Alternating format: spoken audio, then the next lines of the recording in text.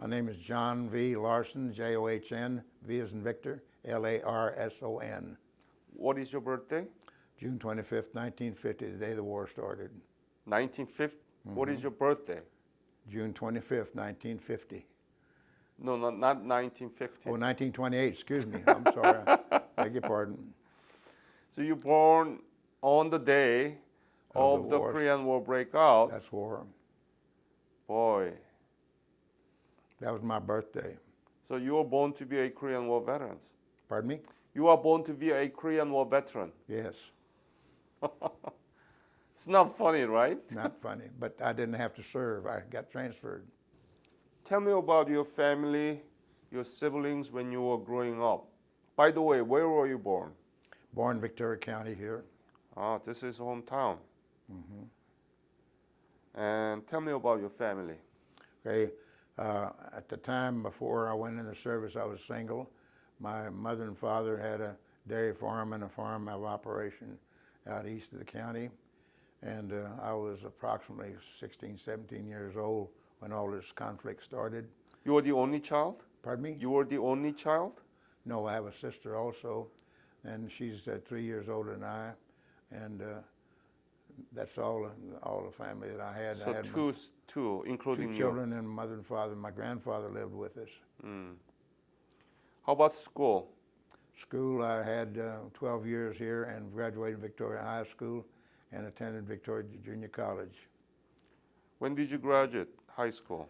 Graduated in high school in 1945. So when the year that World War II ended. That's right. Hmm. Well, it really ended in 1946, the official dates. And then you went to Victoria College? Community? I went to attended Victoria College on the GI Bill. I didn't graduate. I got a job. What do you mean GI Bill? When did you get into Victoria College? I got into Victoria Junior College probably about 4 months, 5 months. In September of the year I got out, which was 1946. 1950 when I got out. That's right. What do you mean? So you were the World War II veteran? I didn't attend World War II. I wasn't in World War II. The war ended before I went in, but the war wasn't officially over until 1946. Uh-huh. So when I went in, I was a member of the Navy, and then when they did all this transitional stuff, I got out, took a short-term discharge, and then I was called up and drafted in the Army. And so you were in the National Guard? No, I was a reserve. Reserve, and how did you get the GI Bill? Because you didn't serve, right? I served during the tail end of war in 1946, which is the end of the war of the World War II. The official day of World War II was over in 1946, I think September. Where did you serve as a reserve? As a reserve out of San Diego, California. What did you do? I was kind of the same thing I was going into later on in the engineers, but I was in a demolition unit. I was trying to get into the Air Corps, but they weren't taking any more pilots at that time, so I had passed everything, but when I got there, they decided that I didn't need to go. They didn't need any more pilots. So you were the Army, right? I was in the Navy at that time. Navy? Yes. So let me re-summarize it. Okay. You were in the reserve, working in San Diego as a demolition unit. Right, it was as training, a Navy. Training, yes. Right, training. And because of that service, you got the GI Bill. Right. And then you went into Victoria Junior College in 1946. Right? No. 47? Around 1950 sometime, in 1950. But see, I was in the reserves. I transferred to reserves then. When I went out of the Navy, I was in the reserves by being a draftee at that time. When were you drafted? And those days are hard to remember. But it was in Before the war? 40, yeah. Huh? I was about 48 or 49, something like that. And that time it was Army? At that time, I went into the Army. So you were drafted, and where did you get the basic military training? Basic training, Fort Leonard Wood, Missouri. Fort Leonard Wood, Missouri. Leonard, N-E-N-A-R-D. Leonard. Wood in Missouri. What was your specialty? My specialty was, overall, was engineering. So what did you learn from the basic training about engineering? Did you learn anything about Yes, engineering? we had a general knowledge of all road building, profiling, blueprinting, engineering, operating all their equipment. And we had 16 different types of equipment. I learned, got licensed on all of them. Wow. They gave me a lot of training, and there was a whole unit made up there. Some of it came out of Chicago, which was the old original 5th Army Reserve unit that was in, and a lot of those guys transferred over. I was asked if I wanted to go to engineers, and I jumped on it. So that's... You liked it? Oh, yes, very much. Why? Why? Because they gave you a lot of opportunity in the service other than pulling triggers. I see. So you were thinking about it, Well, of your future. Sir? Even you thought about your own future, right? I was getting ready to do something when I got out. Did you learn anything? Did you know anything about Korea around that time? No. No. You never heard of it? Huh. Didn't know nothing about it. You knew China. No. How about Japan? No. Wow. So you didn't know nothing about No, Asia. the unit was going to go to, designated to go to Korea. We didn't know it then, but we took training over in Fort Leonard Wood, Missouri, which was known as Little Korea.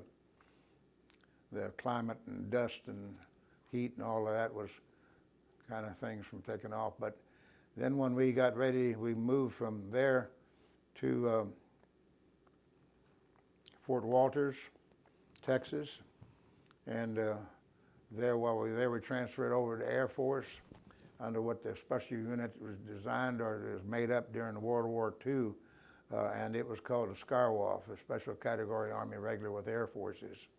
And that's where I got my new assignment. So we had one company of four, or one battalion of 4 companies. And I was a member of the Company B. And when did you leave for Korea? Sir? When did you leave for Korea? Left for Korea, I think it was in April, and then they decided we weren't going to Korea. We were going to go to Panama, and then we would take another extended visit. We were going from there, and then we went to France. And our new base is going to be Dreux, D-R-E-A-U-X, Dreux Air Force Base, just out of Paris, southeast of Paris, about 45, 50 miles. And that's where our unit became assigned to the Air Force at that time. They were still wearing khakis. They weren't wearing blues yet. So you didn't directly go to Korea? Sir? You didn't go to I did not have to go to Korea. Oh. So tell me about it. Or what did you do in that area? In the area where I was stationed? Yeah. That was really a home base for us. That's where all of our equipment was. So if we were needed up on the Rhine-Main frontier, or we were needed anywhere on the road that connected these towns that we were stationed in, we would go to work in those towns where the American bases were. You're talking about in Japan right now? Sir? Are you talking about in Japan No, right now? we never went to Japan. Where did you go? Went to France. France. From here, we went down to a couple about stops. We went to Panama, and then we went directly over to France, and then we landed just like we were going to combat. We went over the side and got in the trucks, and they hauled us over to Dreux. And Dreux was the Air Force base I was stationed at my home base the whole time I was overseas. But then we were stationed at various assigned places to do work. I did a lot of removing of minefields, and probably my specialty was a claymore mine, and that was deactivating those and putting nails in the holes and so forth. Then we went up to a little place where the Battle of the Bulge started. It was a small town. I can't remember the name of it. Right on the edge of the Alsace-Lorraine area, where the old Romance area of the queens and the princes and the ladies were up in that area. And of course, it was kind of a place that France didn't want and Germany didn't want. Yeah. And it was a disposal area for the slag that came off of their mining operations up in the mountains. And it was a red, dusty material, much like they have down here at Alcoa now. Bauxite was the name of the material. And it was slag skimmed off of that other mining materials. Then we got that for a while and decided it was going to be too dirty to operate with on the roads. It was every time it rained, the oxidation take place and you get it all over the cars and the planes. They had to wash the planes down, so they changed the material rather than moving a base. So we finished that base up and built a column there, which was 4 companies in one area. And then we moved to several different areas to do repairs.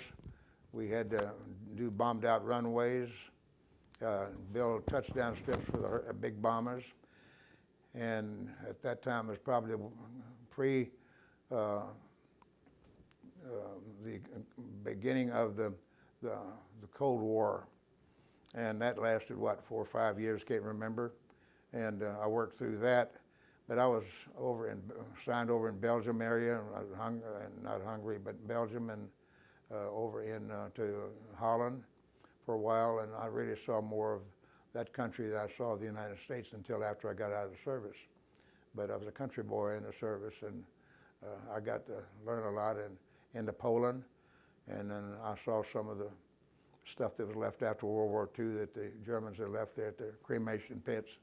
And so had a lot of experience and a lot of building and accommodations for aircraft and units that were moved over there. Very mixed up and very little recording. I went back and tried to find things I couldn't find. When did you return to the United States? Sir? When did you return to the United States? In April or May. I can't remember. Maybe it was May. See, they separated us. They didn't discharge us. What year? It would be like it would be about 2.5 years later. So April to the next year, it was April 50, about 54, I think it is. I can't remember. 1954? No. 1951? 1950. See, I'm trying to count my years and days back, but you were drafted in 1948, didn't go in 1948. I went in when they called me, and then there was a lot of rollover time in there. But I got married during that time, and then went in the service in April of 1950. 1950, right? Yes. So you were there in Europe for 2 years. A little over 2 years, sir. So you returned around 1952. Yes. Tell me about in France at the time. There was no combat, no war, right? No enemies. No, we were kind of living under post-war conditions. We had to pull guard duty. What we were doing, we were actually operating free of the infantry and all those attached units. They were providing our security. We had a lot of equipment there. We started to get returned equipment, and they were starting to merge the services and getting the various races combined. And I was probably the last 2 or 3 months that I was in the service, we had the guys that were moving over from Korea over to France, those that were extending their service time. And a lot of those were the Afro-Americans, and they were going into white units and so forth. And that was just a general story of just merging those nationalities, so to speak. Did they like you? No. How did they treat you? We were kind of the victims of Dieppe Van Pue. Dieppe Van Pue was under siege prior a couple of years before it started up there, before I went into the service. And so they wanted to American troops to come over and help them with the Dien Bien Phu, and we didn't go, and they didn't like us because of that. I became a good friend of a guy that lost both legs up there. He had a restaurant right outside of Paris, and so I became good friends with him. He told me the bad stories that went on over there. But France and the United States at that time kind of separated their real good friendship because we didn't go over, is what I understand. Do you remember any incident or anecdote that the way the French people treat you? Well, yeah, the various time we couldn't get any help. When we got broke down on the road, we were making from one base to another. We had to set out guards along the roadside, and we had to get the food the best way we could. We finally, those that wanted to do it, I had no problem with working with people, so I became friends with the guy that was a restaurateur that lost his legs, and so he managed to keep us fed and clean during that time. We were there about 3 weeks alongside the road. But in Paris itself, we weren't liked very much. I think it's kind of, from what I hear, just about like it is now to the American. Now they're more gearing to the travelers, you know, the people that are vacationers. But it's a little different than it was then, and probably a little bit less severe. But France didn't like us that much. Paris didn't have a lot of damage there. Orly Field, I flew into Orly Field a few times, and then they had the other, that was where Lindbergh landed, and whenever he made his trip overseas the first time, and that was mainly our operational Air Force base there. Our hospital was located there. I was in the hospital twice with blood poisoning, and then I went down to Wiesbaden in Germany, near Mainz, and Mainz was just as flat as this floor, and Wiesbaden across the river was not touched.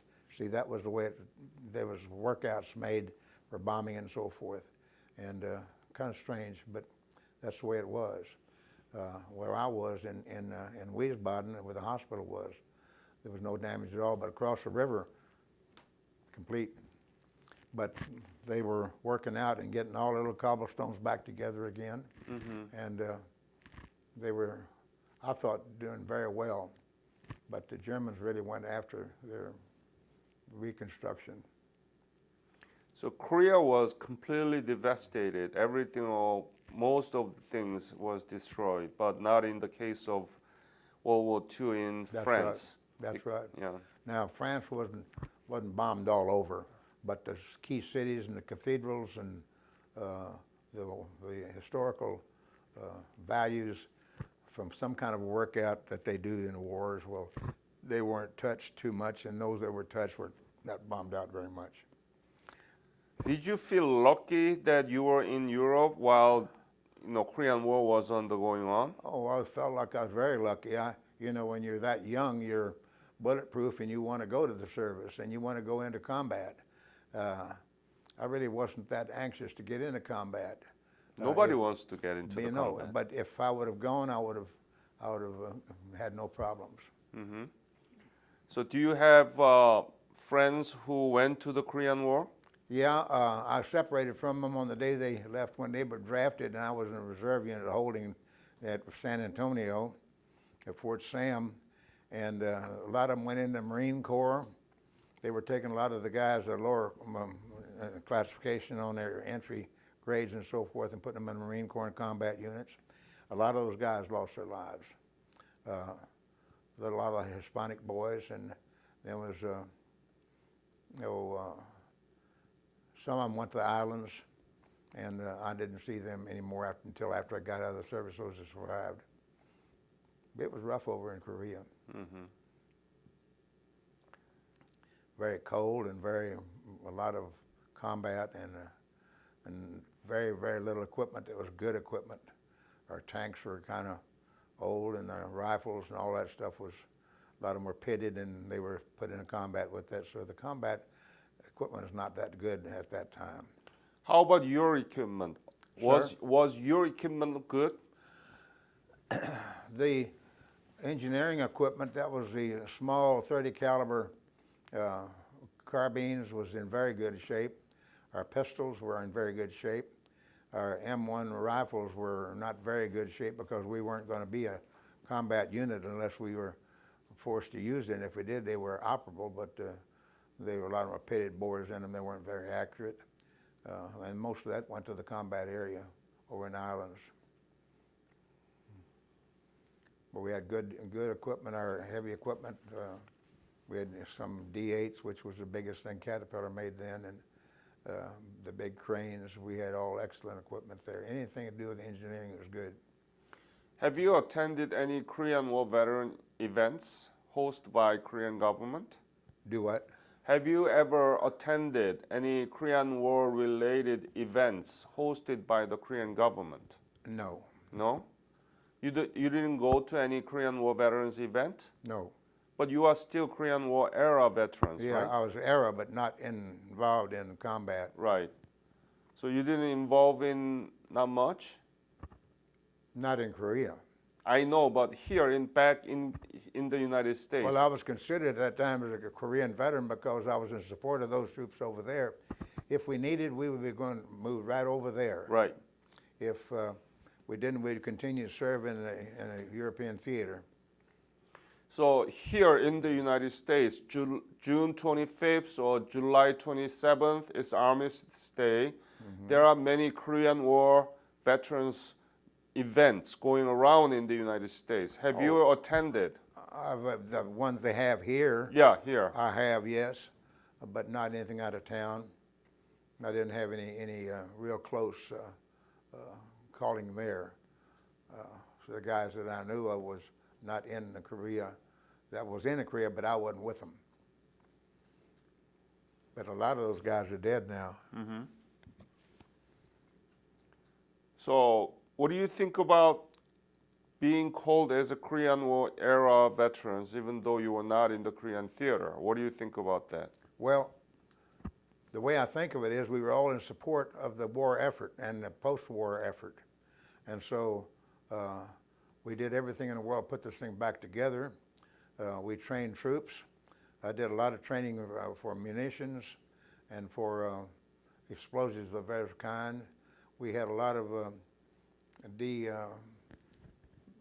taking parts of shells and so forth that were stacked in the units where they were either reclaimed or either exploded.